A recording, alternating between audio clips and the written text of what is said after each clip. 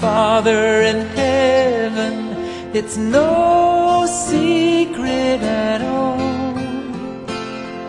When you think of your children, how far they are from home, two tender tears fall from your eyes, and your cries shake the world.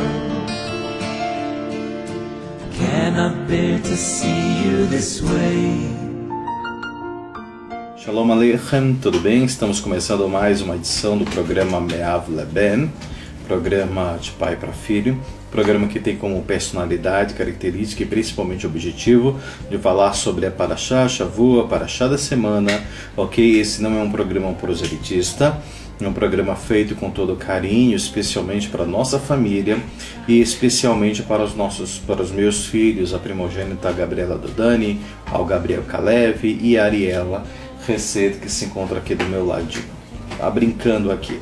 Bem, essa semana a gente vai falar sobre a Parashá Miketz, ok? Então nós iremos falar sobre a primeira aliá, essa primeira aliá que vai do capítulo 41, do versículo 1, ok? Até o 14, ok? Então nós vamos fazer a brachá do estudo da Torá e aí em seguida a gente começa a comentar sobre a Parashá Shavua dessa semana, que é Miketz. Baruch atah Adonai Eloheinu melech haolam asher bachar banu mikol chami velatan alu et torato Baruch atah Adonai noten hatorá. Amém e amém. Bem, nós iremos falar então sobre essa parashá, vai falar sobre Yosef interpreta os sonhos do faraó, ok? E fala parashá, passaram-se ao fim de 2 anos e o faraó teve um sonho. Ele estava de pé próximo ao Nilo, quando ele de repente viu 7 belas vacas de aparência saudável que emergiam do Nilo e pastaram na grama do brejo. Então outras 7 vacas feias e magras emergiram do Nilo e pararam perto das outras vacas que já estavam na margem do Nilo. As 7 vacas feias e magras comeram as 7 vacas belas e gordas, e aí o faraó despertou. E aí vem falar também do outro sono que ele teve, das espigas, ok? Vocês vão dar uma lida aí, mas antes disso, antes de começarmos a falar, eu quero falar um pouco sobre a introdução desta parashá, que ela é muito importante também. Vocês estão vendo aqui atrás, né, nós estamos com a Hanukkah, porque nós estamos aí nos dias de Hanukkah, Baruch Hashem, ok? E hoje é o 4º dia de Hanukkah. A introdução dessa parashá vai falar Miketz, que significa ao fim, ok? A palavra significa ao fim, quando fala aqui na Torá, Vayehi Miketz, ok? Passaram-se, ou seja, ao fim de 2 anos. Então ela significa ao fim. E aí os nossos sábios vão dizer que existem 2 finais, 2 fins, o da direita e o da esquerda. E vai falar que o final da direita é o final espiritual, que significa Imin, e da esquerda espiritual significa Yamin, ok? E aí eles vão falar que a esquerda do mal, o mal deixará de existir, ok? Com o fim do exílio que nós vivemos hoje, no fim dos dias.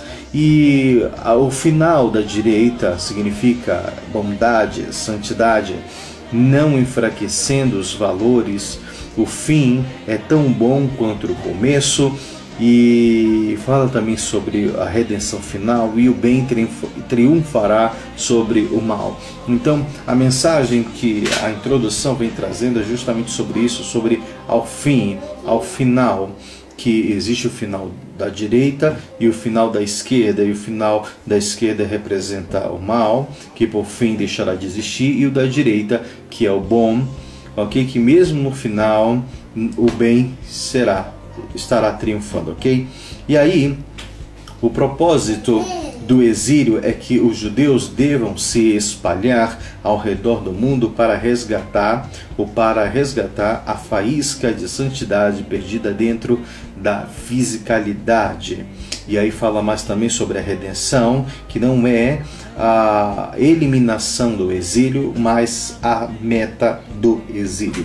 Então os nossos sábios vão dizer que o exílio ele é algo bom porque ele faz com que todos os Yehudim eles sejam espalhados pelo mundo para justamente capturar essa chama, ok? Essa chama que deve ser espalhada pelo mundo do conhecimento do Deus único, verdadeiro e etc. Não através da força, mas através do nosso comportamento e do perfume das mitzvot. Ok? E aí, essa introdução, Rashi vai falar sobre isso também, mas aqui, pulando um pouco, nós vamos falar propriamente dito da primeira aliá, que fala sobre Yosef, que interpreta os sonhos do faraó, e aí fala então que se passaram 2 anos, a sua mente estava fervilhando, os nossos sábios vão dizer, a Torá vai dizer que a mente de Faraó estava fervilhando, não havia quem pudesse dar uma interpretação. E o copeiro se lembra então, portanto, de Yosef, mas de uma maneira negativa. Ele fala que existe ali um jovem, um moço, querendo dizer que Yosef não tinha tanta experiência. Isso daqui me lembra um pouco sobre a ideia de dar referências aqui em Curitiba. As pessoas ficam com o pé atrás de dar uma boa referência ou de levar alguém para o trabalho e ficam com medo dessa pessoa não vingar, e aí acaba atribuindo o fracasso ou até a má conduta desse profissional para essa pessoa que indicou. Então nós devemos tomar muito cuidado. E aqui fala justamente sobre o copeiro-chefe, que ele ficou meio receoso de falar sobre Yosef por ser um jovem, mas aqui ele fala ao faraó, ele interpreta aqui plausivamente, fala a Torá que Yosef conseguiu interpretar de uma forma plausível e as coisas aconteceram assim como ele predisse. E aqui vai falar que Yosef foi então arrancado, tiraram ele do cárcere, fizeram sair rapidamente, e ele cortou seu cabelo, trocou suas roupas e então veio até o faraó. Ok? Então mostra que quando nós estamos realmente, quando o momento da escravidão, do exílio chega ao seu final, as coisas acontecem de uma hora para outra, de forma repentina, e os nossos sábios vão dizer que no final desse exílio, quando a redenção chegar, quando o Mashiach chegar, as coisas irão acontecer de uma maneira tão rápida, que tudo irá contribuir para o bem. Assim como aconteceu com Yosef, que rapidamente ele saiu, assim também acontecerá quando esse exílio terminar.